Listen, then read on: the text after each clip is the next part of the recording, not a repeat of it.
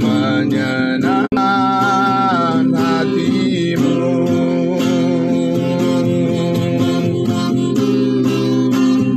Ku mau mengikuti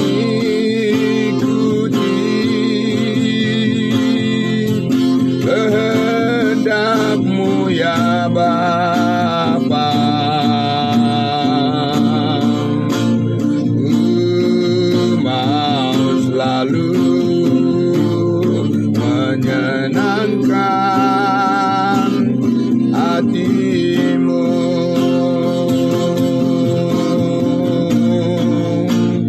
Ku mau selalu menyenangkan hati-Mu.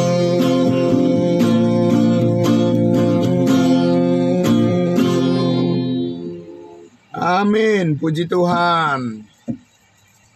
Ya, baik. Sekali lagi selamat pagi Bapak Ibu Saudaraku yang dikasihi Tuhan Yesus.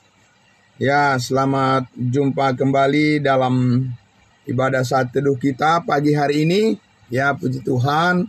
Bapak Ibu Saudaraku yang dikasihi Tuhan Yesus, mari kita berdoa untuk menyambut firman Tuhan. Kita tundukkan hati kita berdoa.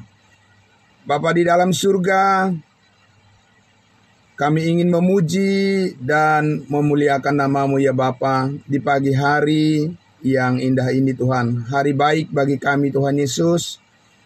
Kami berterima kasih Tuhan atas kesehatan yang baik yang Tuhan berikan bagi kami semua. Terima kasih Tuhan Yesus, kami terus menyambut akan panggilan Tuhan melalui kebenaran firman-Mu ya Tuhan.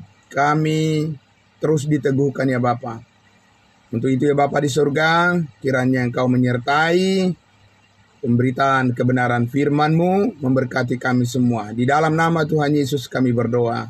Haleluya. Amin. Amin. Puji Tuhan. Ya, baik saudara-saudaraku yang dikasihi Tuhan Yesus. Sekali lagi selamat pagi untuk kita semuanya. Ya, salam sehat semuanya saudara-saudara. Baik, kita akan lanjutkan lagi, saudaraku yang dikasihi Tuhan Yesus, kebenaran firman Tuhan yang terus kita renungkan ya dari kitab Roma pasalnya yang ke-11. Ya, Roma pasal 11, mari kita kembali buka Alkitab kita ya dari Roma pasalnya yang ke-11. Ya, Roma pasal 11 ayatnya kita akan melihat di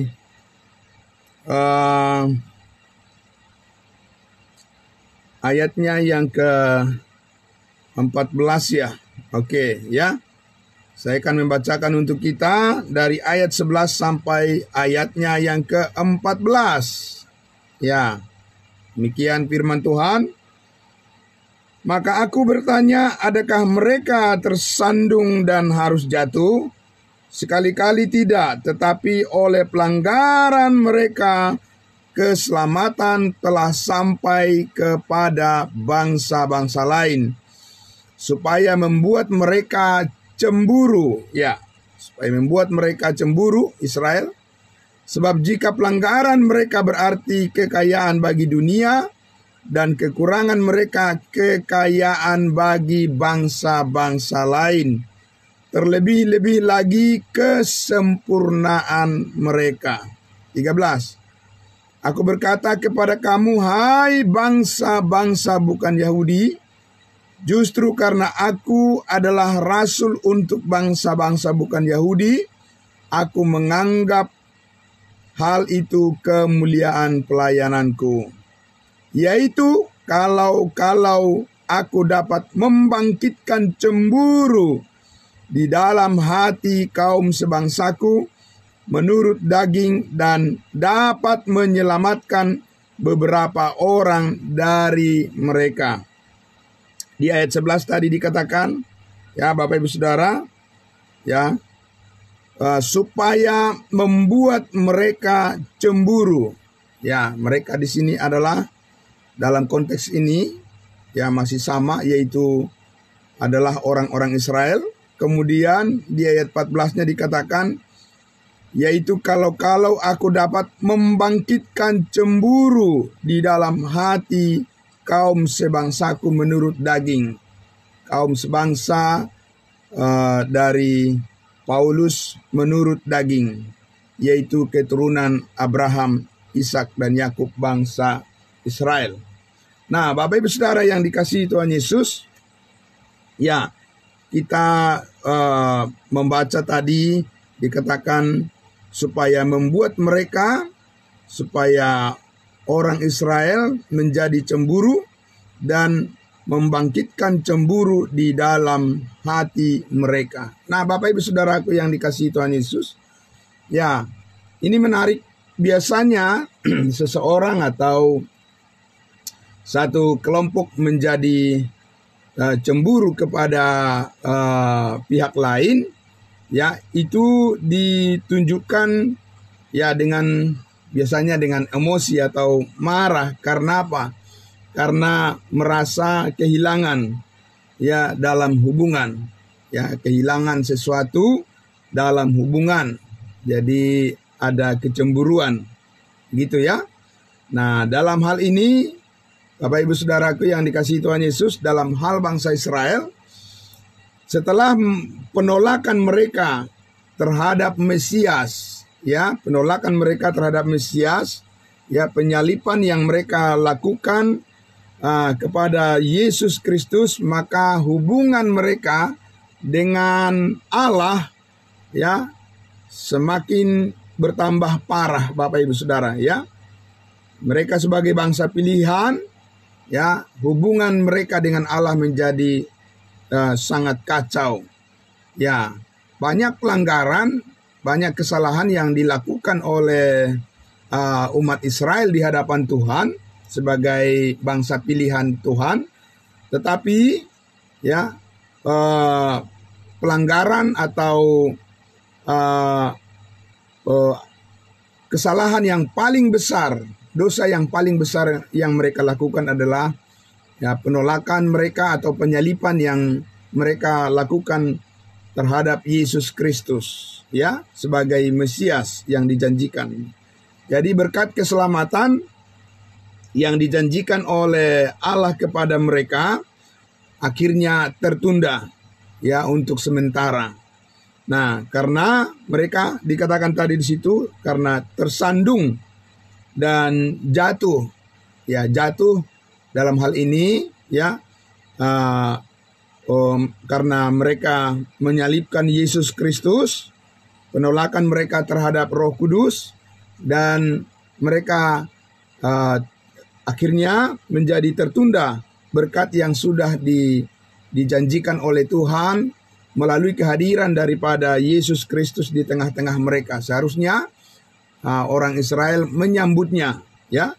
Nah, tetapi Bapak Ibu Saudaraku yang dikasihi Tuhan Yesus, kalau kita lihat di sini sebenarnya rencana Tuhan, rencana Allah kepada bangsa Israel itu adalah rencana yang sangat istimewa, ya.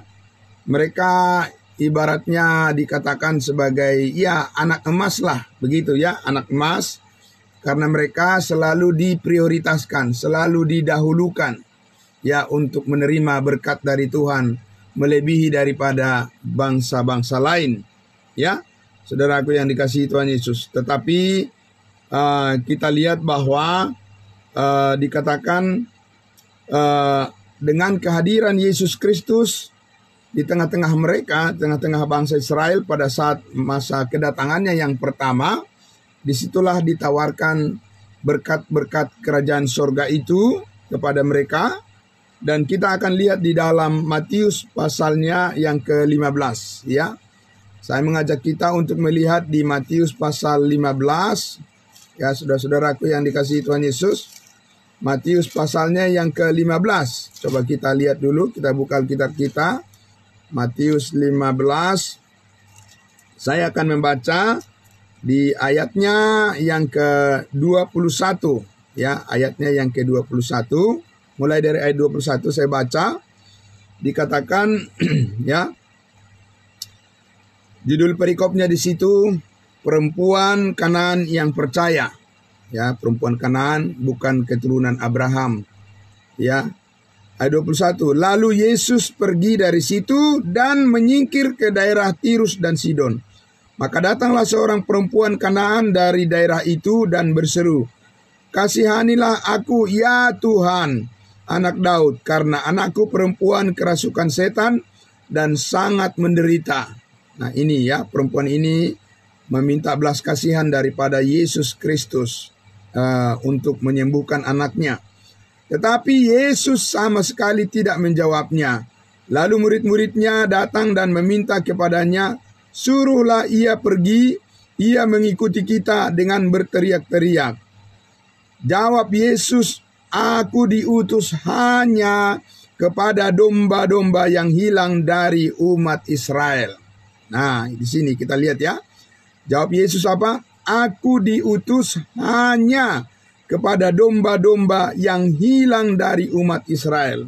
Jadi di sini kita lihat Bapak Ibu Saudara, ya, bahwa Yesus menyadari betul bahwa kehadirannya, kelahirannya, ya, Natalnya sebagai manusia di tengah-tengah bangsa Israel adalah untuk domba-domba yang hilang dari umat Israel. Tidak dikatakan untuk bangsa-bangsa lain.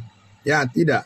Tapi aku diutus, Yesus katakan diutus oleh Allah hanya ya untuk melayani domba-domba yang hilang dari umat Israel. Oleh karena perempuan Kanaan ini bukanlah ya orang Israel, bukan keturunan Abraham, Ishak dan Yakub, ya. Nah, Bapak Ibu Saudaraku yang dikasihi Tuhan Yesus, lagi di ayat 25, tetapi perempuan itu mendekat dan menyembah dia sambil berkata, "Tuhan, tolonglah aku."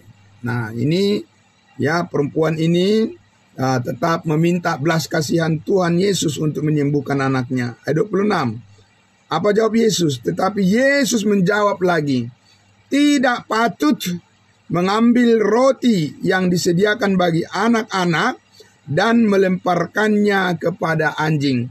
Tidak layak, kata Yesus Kristus, ya, mengambil roti kemudian diberikan kepada yang diperuntukkan bagi anak-anak. Anak-anak di sini adalah anak-anak kerajaan sorga, ya, bangsa Israel, dan dilemparkan kepada anjing.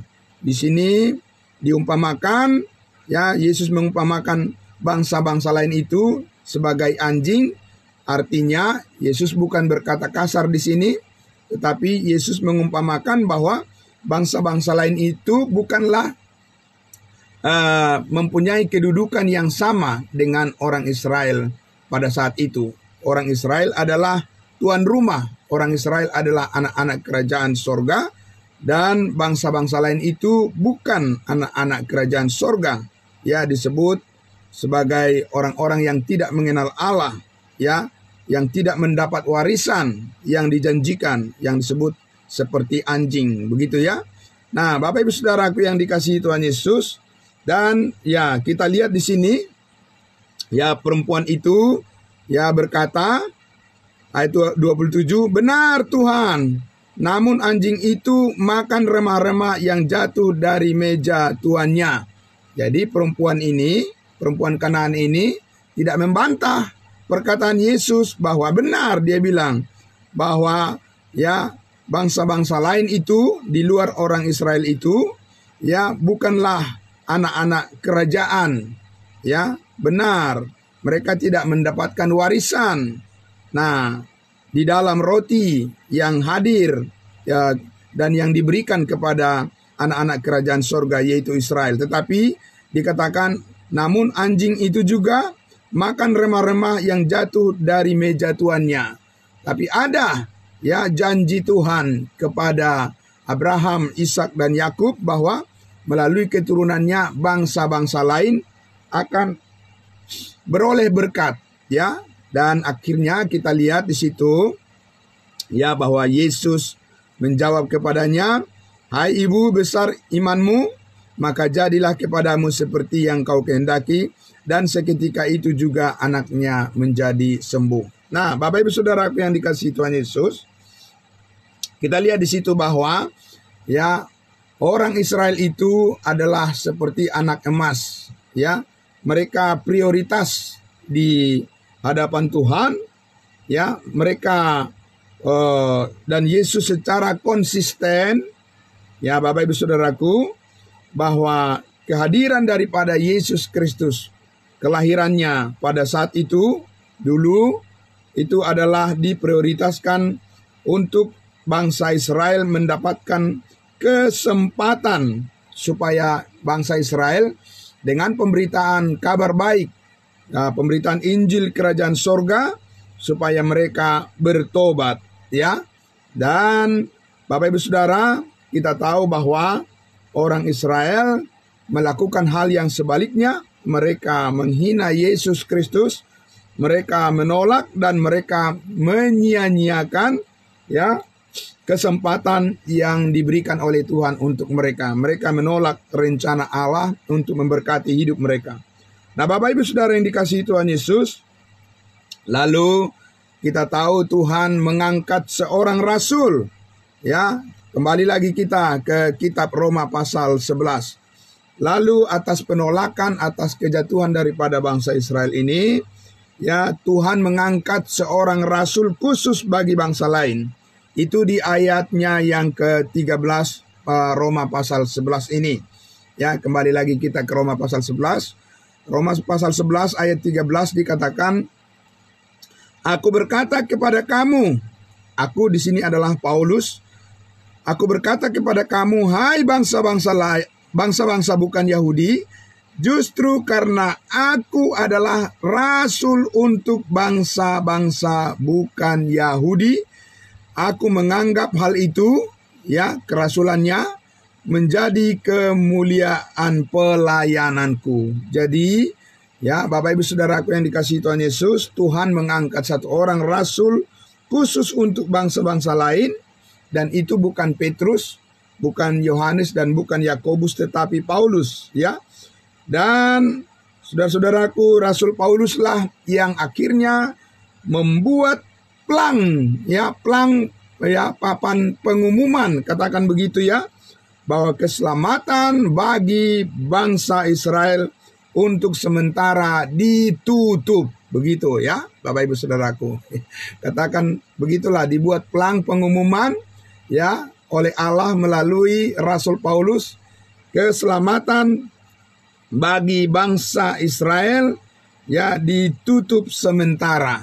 Dan keselamatan akhirnya, berita keselamatan, ya, Injil kasih karunia Allah akhirnya disampaikan kepada bangsa-bangsa lain, bangsa-bangsa bukan Yahudi, ya. Nah, mari kita lihat di dalam Kisah Para Rasul, ya, ayatnya, ya, Kisah Para Rasul 13, ya, Bapak Ibu Saudaraku, Kisah Para Rasul 13, ya, kita lihat dulu satu bagian mengawali lagi untuk penegasan daripada Rasul Paulus mengenai, ya, ditinggalkannya, ya, mengenai ditinggalkannya bangsa Israel di dalam hal mereka adalah prioritas di dalam pemberitaan Injil, dan akhirnya mereka ditinggalkan Tuhan untuk sementara waktu, dan Tuhan, ya, akhirnya membawa berita keselamatan itu kepada bangsa-bangsa lain melalui Rasul Paulus, ya, hamba yang dipilihnya. Kisah Para Rasul 13, kita baca dari ayatnya, ya, saya membaca, ya, Bapak Ibu Saudara, ya, saya akan membaca dari ayatnya yang ke-44 saja, ya. Kita baca dari ayatnya yang ke-44 atau dari ayatnya yang ke-42. Kisah Para Rasul 13 dari ayatnya yang ke-42. Saya baca, ketika Paulus dan Barnabas keluar, mereka diminta untuk berbicara tentang pokok itu pula pada hari Sabat berikutnya. Nah, ini adalah Paulus di Antioquia, di Pisidia, ya, Bapak Ibu Saudara. Ketika Paulus, ya, di Antioquia Pisidia, ya mereka masuk ke sinagog, ya tempat ibadah dari orang-orang Yahudi, dan kemudian Paulus dan Barnabas sesudah mereka Paulus menyampaikan firman Tuhan di sinagog, ya, kemudian di situ mereka tercengang-cengang dan mereka terheran-heran atas pemberitaan kasih karunia Allah yang disampaikan kepada mereka semua di sana, dan banyak orang Yahudi di sana, namanya juga mereka ada di sinagog, ya, mereka beribadah di sana. Dan setelah itu, Bapak Ibu Saudara, kembali lagi mereka meminta agar Paulus dan Barnabas, dikatakan di ayat 42, ketika Paulus dan Barnabas keluar, mereka diminta lagi, ya, untuk berbicara tentang hal mengenai kasih karunia Allah untuk hari Sabat berikutnya. Nah, jelas sekali di situ karena hari Sabat adalah hari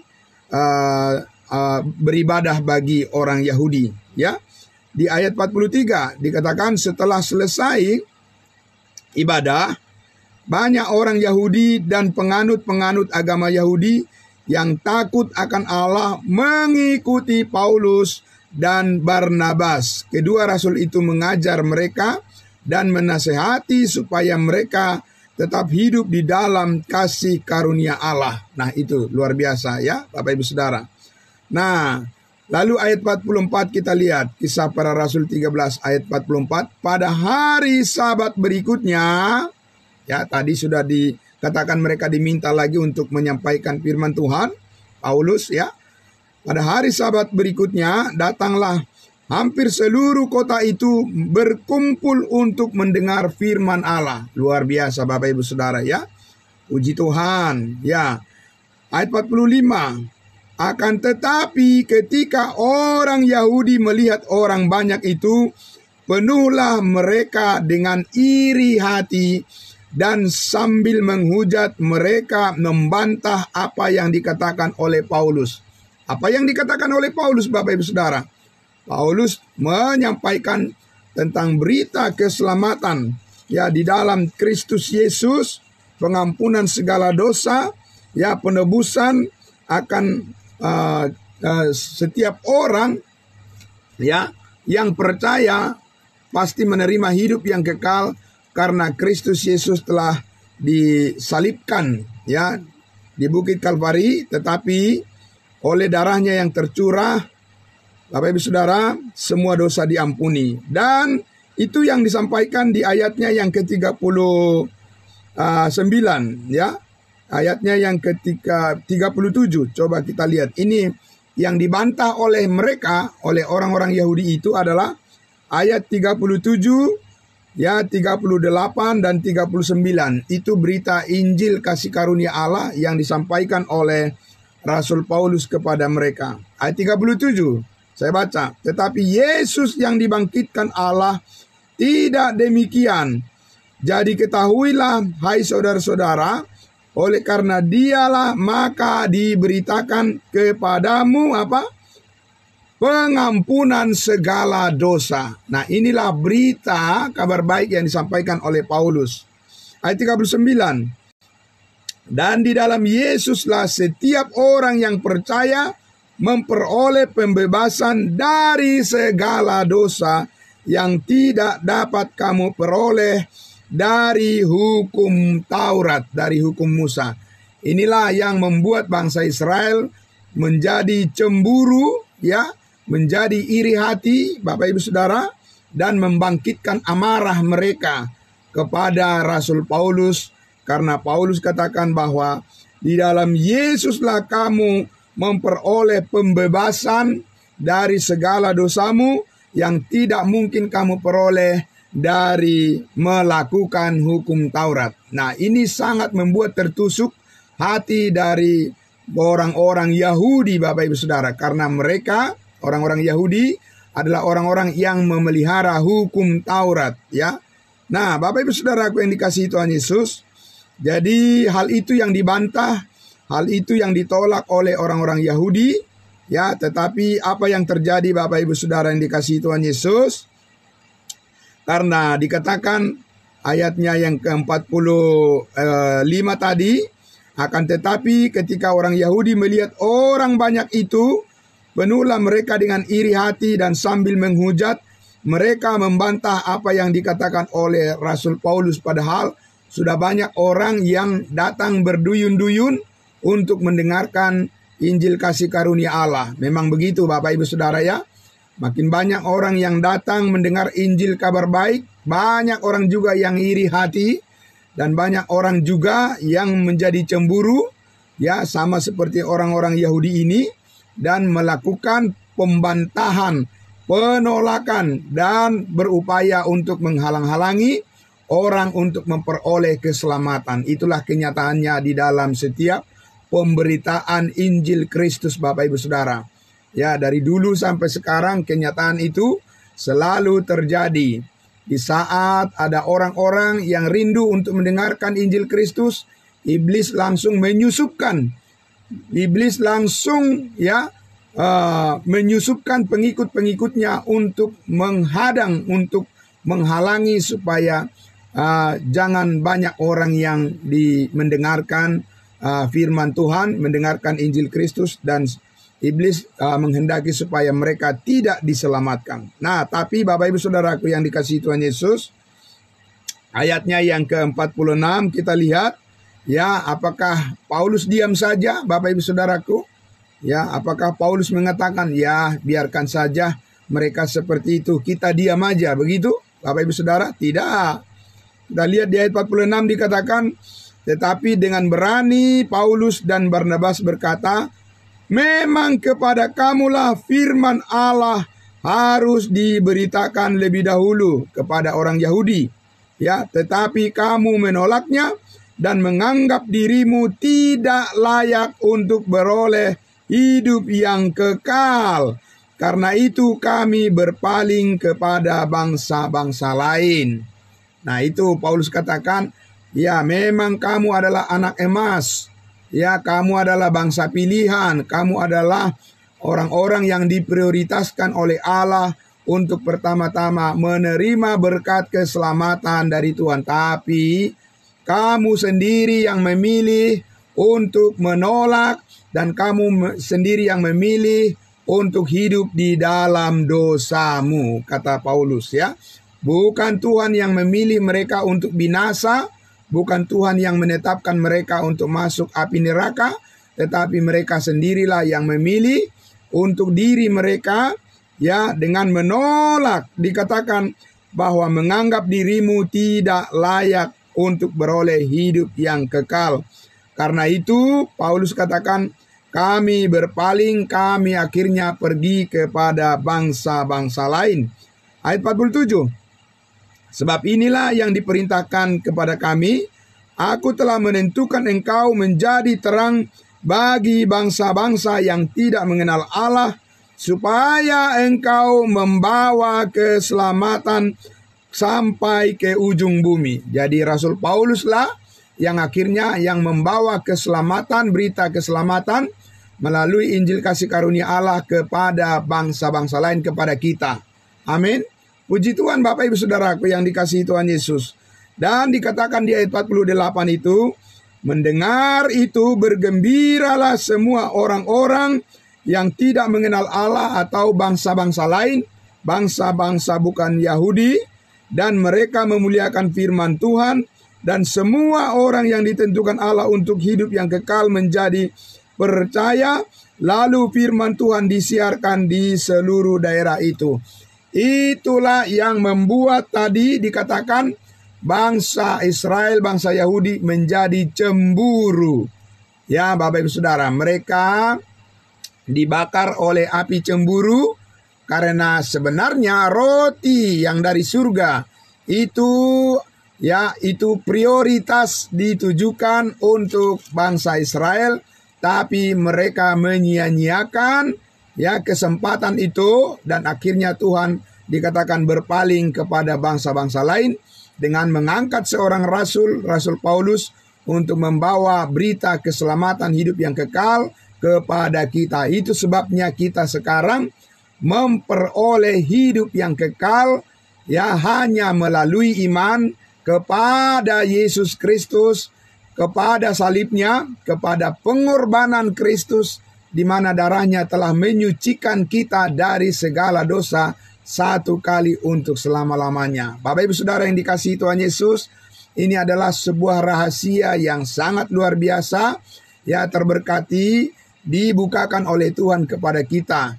Bisa dari kegagalan orang lain, Tuhan membangun, ya Tuhan akhirnya mengaruniakan berkat ya kepada orang-orang yang mau meresponi kehendaknya. Itulah yang terjadi. Orang Israel akhirnya ditinggalkan oleh Tuhan untuk sementara waktu, dan kita disambut oleh Tuhan, dan saat ini terbuka luas secara cuma-cuma ya kebenaran Injil kasih karunia Allah menyelamatkan setiap orang yang percaya. Bapak Ibu Saudara, dibenarkan secara cuma-cuma. Dan inilah Bapak Ibu Saudara, kasih karunia Tuhan menjadi terbuka lebar bagi semua orang di dunia ini saat ini. Oleh sebab apa? Penolakan dari bangsa Israel menghadirkan ya kebaikan Tuhan, kemurahan Tuhan bagi kita saat ini. Dan Bapak Ibu Saudara, kesempatan inilah yang tidak boleh disia-siakan oleh bangsa-bangsa lain. Karena apa? Karena kesempatan ini juga suatu saat nanti akan berakhir juga. Nah Bapak Ibu Saudaraku yang dikasihi Tuhan Yesus, mari kita bersyukur kepada Tuhan, karena hidup ini adalah kesempatan dan hidup ini adalah sementara. Jangan sia-siakan waktu yang Tuhan berikan, dan biarlah Bapak Ibu Saudara nanti sesudah Yesus datang menjemput kita, hidup ini sudah menjadi saluran berkat bagi banyak orang. Amin. Puji Tuhan Bapak Ibu Saudara. Mari kita berdoa bersyukur untuk firman Tuhan yang sudah kita dengarkan pagi hari ini. Terima kasih Bapa di dalam surga. Kami sangat bersyukur ya Tuhan untuk kebaikan-Mu, kemurahan hati-Mu ya Bapa.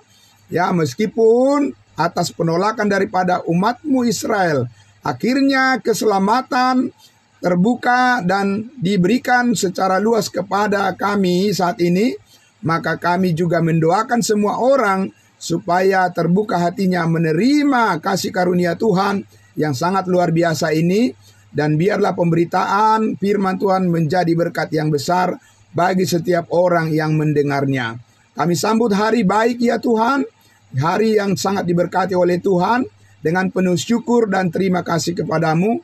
Di dalam nama Yesus Kristus kami berdoa dan bersyukur.